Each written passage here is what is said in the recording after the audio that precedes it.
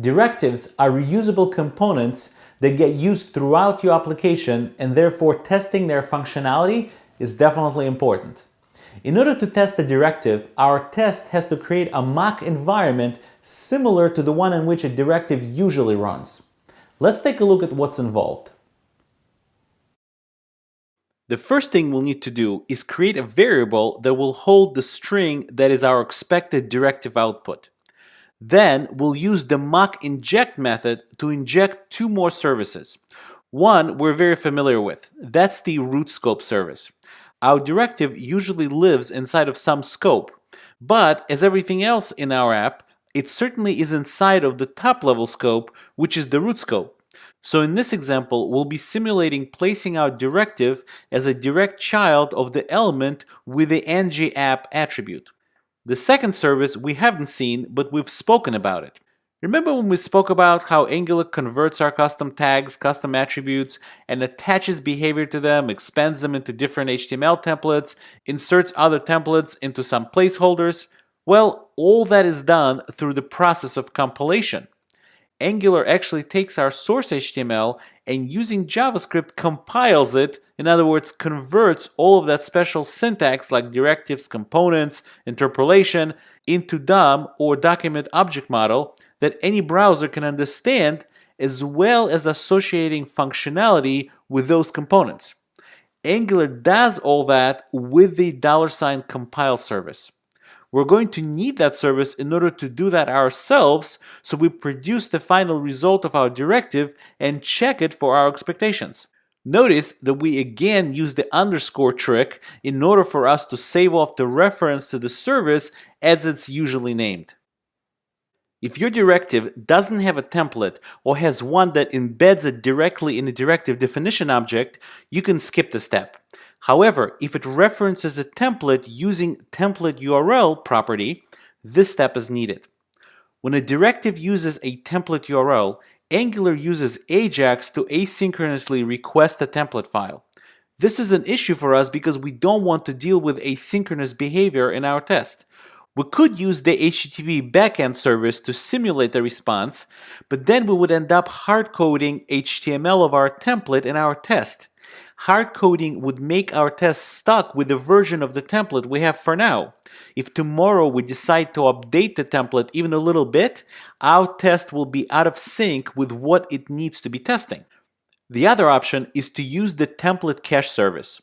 When Angular loads templates of directives or components, the first thing it does is check if that template already exists in the template cache service.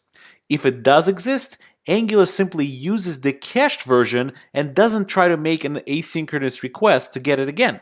If it's not in the cache, it makes the request. That means that if we manually place our template into the template cache, we won't have to deal with any async requests. Now, I will tell you from the outset that the best way of accomplishing that is to use Karma. Karma is a program that installs on your machine which lets you run these tests on the command line. However, we're not covering Karma in this course, so we'll use a blocking HTTP request to load the directives template into the cache. It's a bit of a hack, but it will do for now. The way we disable the request from being asynchronous is by passing false as the last argument to the open function. The last step is to place the retrieved contents of our template into the template cache using the value of the directives template URL property. That's going to be a key that Angular will look up to see if that template or the contents of that template are already in the cache. In the test method, the first thing we do is place an item object onto the root scope with the property named item. This is what our directive expects to be there, so it can be passed into our directive as an attribute. Then we create the HTML for the directive as we would when we place that directive directly inside of the index.html or any other HTML template. The next step is to compile our directive HTML. Note that the compile service itself returns a function. This is the function that needs some scope as an argument in order to bind the data with the newly compiled HTML. So we give it our root scope, which contains the property item we need for our directive to work. As you hopefully remember from our digest and watch service discussion, the first thing that happens when an Angular application initializes is the running of the digest cycle. This is needed in order to kick off whatever watches are set up and to update the views with the data. Since we're not standing up the whole app, but are just testing, we need to kick off that process manually. That's why we call the digest function on the root scope. After that call, the produced HTML is updated with data and is ready to be tested for expectations. We can now extract the HTML by referencing our compiled and data-bound elem variable and then calling the HTML method on it.